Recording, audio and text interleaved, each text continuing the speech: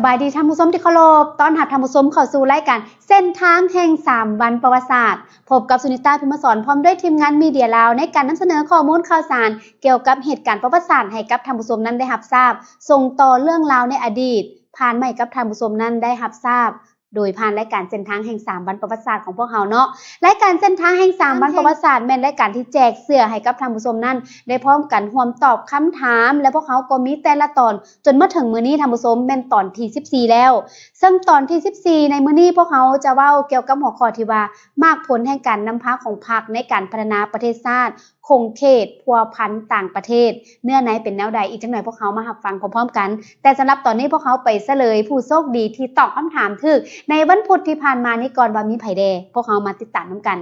ขอแสดงความยินดีกับผู้ที่ใช้ Facebook ที่ปรากฏอยู่ในหน้าจอของท่านปัจจุบันนี้เนาะบ่ว่าจะเป็นนูนีมินนี่สุกเกษมพรหมวงศ์แล้วก็ฮิปปิตุภูมิพร้อมด้วยโจ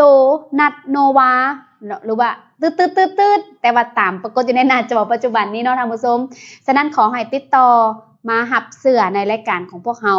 บ่กายวันจันทร์เนาะก็คือวันที่10ที่จะมานี่เพื่อท่านนั้นจะได้หับเสื้อแล้วก็เอาเสื้อนี้ไปนุ่งพร้อมกันเฉลิมฉลองวันสั่งตั้งพรรคประชาชนปฏิบัติลาวที่จะหมุนเวียนมาครบรอบ70ปีในวันที่22มีนานี่ท่านผู้ชมเมื่อมันนับถอยหลังแล้วบึดเดียวก็ใกล้จะฮอดแล้วเนาะเพราะว่ามื้อนี้พวกเขามาพบกันเป็นมื้อวันศุกร์วันที่7มื้อวันที่8แม่นเป็นวันแม่หญิงสากลวันที่9และวันจันทร์ก็แม่นวันที่10แม่นเป็นมื้อพักสดเสยให้กับบรรดาพนักงานบรรดาเอ้ยน้องหญิงห้างห้านบริษัทต่างๆแม่นได้พร้อมกันพักนึงในโอกาสวันแม่หญิงสากลวันที่8มีนาสำหรับรายการของพวกเฮาที่ออกอากาศสดในมื้อนี้แน่นอนว่าตอนท้ายของรายการก็จะมีแจกเสื้อคือกันฉะนั้นขอให้ทุกคนนั้นตั้งใจฟังว่าท่านนั้นจะสามารถตอบคำถามได้หรือบ่ฉะนั้นพวกเฮามาเข้าสู่เนื้อในพร้อมๆกันขอให้ตั้งใจฟังแต่อย่าลืมเนาะก่อนตอบคำถามกติกาของรายการคือเก่ากดไลค์กด follow page แล้วก็กดแชร์เพจของพวกเราต้องแชร์ถ้าว่าท่านตอบคำถามถูกแต่ว่าบ่แชร์ท่านก็แม่นบ่ได้รับเสื้อเพราะว่าเป็นกติกาของพวกเราเนาะก็ขอทุกคนนั้นได้พร้อมกันย้อนหอยประวัติศาสตร์ร่วมแชร์เรื่องราวประวัติศาสตร์ผ่านรายการเส้นทางแห่ง3วันประวัติศาสตร์นี้เอาล่ะมาเข้าสู่เนื้อในของรายการสำหรับตอนที่14พร้อมกันเลยท่านผู้ชมในตอนที่14นี้มาผลแห่งการนำพาของพรรคในการพัฒนาประเทศชาติคงเขตพัวพันต่างประเทศซึ่งมีเนื้อในคือพรรคเฮาได้ยึดมั่นแนวทางการต่างประเทศสันติภาพเอกราชมิตรภาพและการร่วมมืออย่างเสมอต้นเสมอปลายเป็นเจ้าการในการเชื่อมโยงกับภาคพื้นและสากลประกอบส่วนอย่างตั้งหน้าสร้างประชาคมอาเซียนส่งเสริมการพัวพันร่วมมือกับต่างประเทศแบบหลายทิศหลายฝ่ายหลายระดับและหลายรูปแบบบนพื้นฐานหลักการเคารพซึ่งกันและกันต่างฝ่ายต่างมีผลประโยชน์เคลื่อนไหวพัวพันอย่างตั้งหน้าในขอบการร่วมมืออนุภาคพื้นและสากลแสดงออกปี 1995ท่านผู้ชมปี 1995 สาธารณรัฐประชาธิปไตยประชาชนลาวได้รับการเลือกตั้งเป็นห้องประธานของประชุมสมัชชาใหญ่องค์การสหประชาชาติหรือว่าสปช.ถือเป็นเกียรติอันสูงส่งสำหรับลาวเฮาทั้งเป็นปีเฉลิมฉลองสปช.สหประชาชาติครบรอบ50ปีวันที่23กรกฎาคมปี 1997ท่านผู้ชม23กรกฎาคมปี 1997สปป.ลาวได้เข้าเป็นสมาชิกสมบูรณ์ของสมาคมบรรดาประชาชาติอาเซียนตะวันออกเฉียงใต้หรือพวกเฮาฮู้จักกันในชื่อว่าอาเซียนเนาะอาเซียนสปป.ลาวเป็นสมาชิกของขบวนการบ่ร่วมกลุ่มของบรรดาขององค์การบรรดาประเทศที่ใช้ภาษาฝรั่งสมาชิกของกองทุนการเงินระหว่างประเทศ IMF สมาชิกธนาคารพัฒนาแห่งอาเซียน ADB เป็นสมาชิกแห่งสนธิสัญญาเกี่ยวกับปัญหายาเสพติดสิ่งแวดล้อมและสนธิสัญญาอื่นๆได้เข้าร่วมในรัฐสภาสากลหรือเอิ้นว่าองค์การ IPO ในวันที่26ตุลาคมปี 2013เข้าเป็นสมาชิกองค์การการค้าโลก WTO ในปี เข้าเป็นสมาชิกองค์การการค้าโลกย้ำเติมท่านผู้ชมวันที่26ตุลาปี 2013เข้าเป็นสมาชิกองค์การการค้าโลก WTO ท่านผู้ชมนี่เป็นรูปของทานนามวิญญาเกตในตอนนั้นที่ท่านได้เข้าร่วม เนาะในการหับเป็นสมาชิกองค์การการค้าโลก WTO สำหรับปี 2024 ก็ผ่านมาในปีกายนี้สปป.ลาวเฮาก็ได้รับเกียรติเป็นประธานกองประชุมอาเซียนครั้งที่44-45เนาะโอ้เป็นบรรยากาศที่คึกคืนท่านผู้ชมสำหรับปี 2024ถือว่าหมดปีที่ลาวเฮาได้รับหน้าที่เป็นเจ้าภาพกองประชุมซึ่งจะมีหลายกองประชุมปิ่นอ้อมเช่นกองประชุม3เสาค่ำนั่นก็คือเสาค่ำวัฒนธรรมสังคมเสาค่ำการเมืองความมั่นคงแล้วก็เสาค่ำเศรษฐกิจและมาถึงในเดือนตุลาเนาะในเดือนตุลาลาวเฮาก็ได้เป็นเจ้าภาพกองประชุมสุดยอดอาเซียนครั้งที่44-45ซึ่งได้รับผลสำเร็จอย่างสง่างามถือว่าเป็นครั้งที่3เนาะเป็นครั้งที่3สำหรับลาวเฮาที่ว่าได้เป็นประธานอาเซียนและพร้อมนั้นก็ได้สำเร็จกองประชุมรัฐมนตรีต่างประเทศอาเซียนครั้งที่57ที่นครหลวงเวียงจันทน์และกองประชุมไอป้าท่านผู้ชมไอป้าครั้งที่45แล้วก็กองประชุมปิ่นอ้อมต่างๆเนาะอันนี้เป็นกองประชุมไอป้าครั้งที่45ที่ลาวเฮาได้รับเกียรติเป็นเจ้าภาพถือว่าจัดขึ้นอย่างคึกคืนมีบรรยากาศที่สวยสดงดงามแล้วก็ประสบผลสำเร็จเนาะท่านผู้ชมในเดือนตุลาของปี 2024และพร้อมเดียวกันนั้นลาวเฮาท่านผู้ชมปัจจุบันมีสายพัวพันการทูตกับ149ประเทศย้ำเติมลาวเฮามีสายพัวพันการทูตกับ149ประเทศมีสำนักงานผู้ตั้งหน้าการทูตของลาวอยู่ต่างประเทศ42แห่งมีสำนักงานผู้ตั้งหน้าของต่างประเทศประจำอยู่สปป.ลาว33แห่งสร้างตั้งสมาคมมิตรภาพกับ18ประเทศเซ็นสัญญายกเว้นวีซ่ากับ37ประเทศสำหรับผู้ถือหนังสือผ่านแดนการทูตและราชการยกเว้นวีซ่า2ฝ่ายสำหรับผู้ถือหนังสือผ่านแดนธรรมดากับ111ประเทศเนาะกับ111ประเทศยกเว้นวีซ่าฝ่ายเดียวสำหรับผู้ถือหนังสือผ่านแดนธรรมดากับ8ประเทศเช่นเกาหลีญี่ปุ่นสหพันธ์สวิตลุกซัมเบิร์กดานมาร์กซูแอดแฟงล่างและนอร์เวย์พัวพันกับพรรคการเมืองหลายกว่า140พรรคและพัวพันด้านเศรษฐกิจกับหลายกว่า50ประเทศและนี่ก็แม่นของเขตพัวพันต่างประเทศที่นำเสนอให้กับท่านผู้ชมนั้นได้รับทราบในรายการเส้นทางแห่ง3วันประวัติศาสตร์ท่านผู้ชมมาถึงคำถามเนาะพวกเขารักษาเวลาไปน้ำกันผู้ใดที่พร้อมแล้วที่จะลุ้นรับเสื้อมารับฟังคำถามพร้อมกันเลยเนาะคำถามปรากฏขึ้นหน้าจอเลย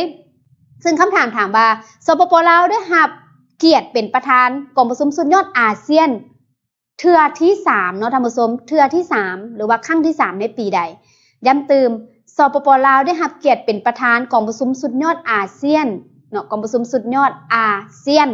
ครั้งที่3หรือว่าเทื่อที่3ในปีใดเนาะตอบมาเลยเนาะกอไก่2022ขอไข่2023และคอควายแมน2024เนาะตอนนี้สามารถตอบเข้ามาได้ท่านผู้ชมถามว่าท่านใดที่กำลังรับชมรายการอยู่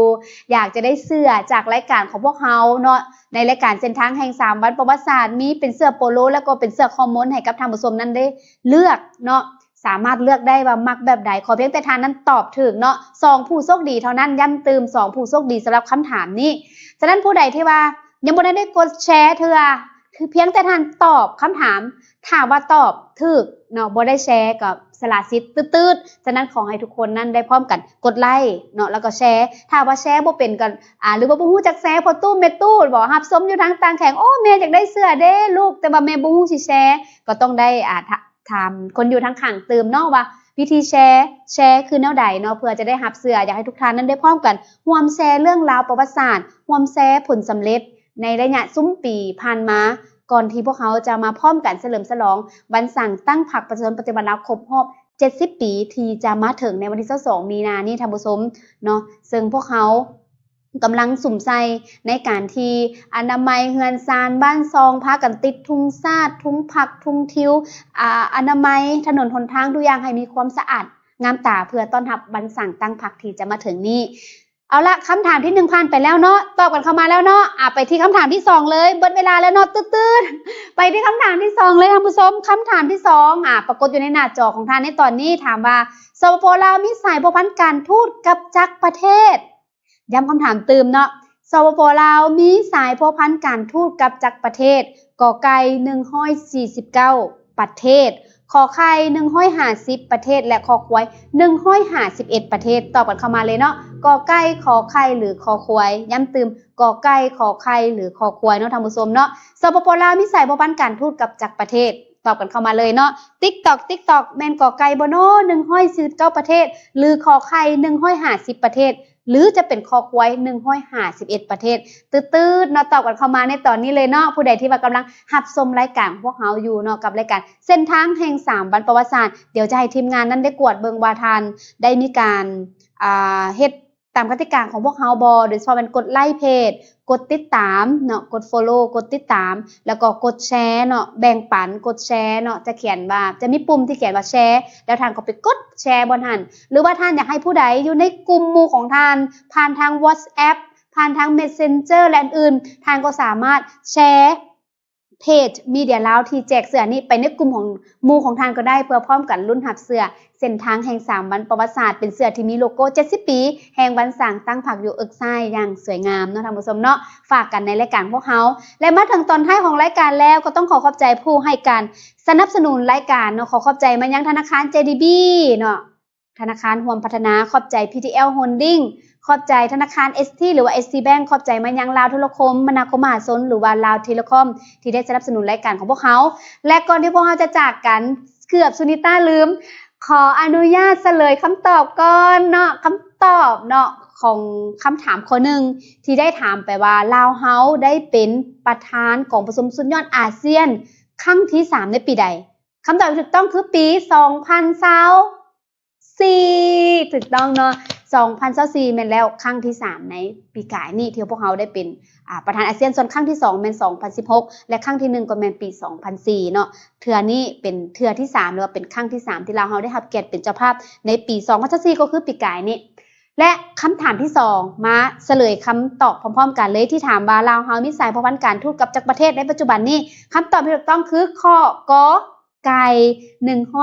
149ประเทศเนาะเย้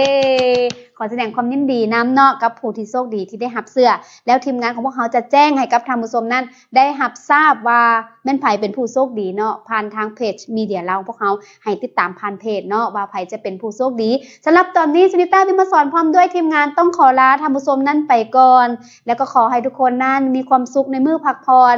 กาเกียมเบิกบานมวลซืนตอนหับวันแม่นหญิงสากลวันที่8มีนาท่านผู้ชมโดยเฉพาะก็แม่นการไปกันมาให้มีสติระมัดระวังในการเดินทางและที่สำคัญก็แม่นขอให้ทุกคนนั้นเบิกบานมวลซืนท่องเที่ยวปลอดภัยใส่ใจเรื่องการรักษาสิ่งแวดล้อมแล้วก็พร้อมกันลาวเที่ยวลาวฝากกันไว้จากรายการเส้นทางแห่ง3วันประวัติศาสตร์ขอลาท่านผู้ชมไปก่อนขอขอบใจสบายดีบ๊ายบาย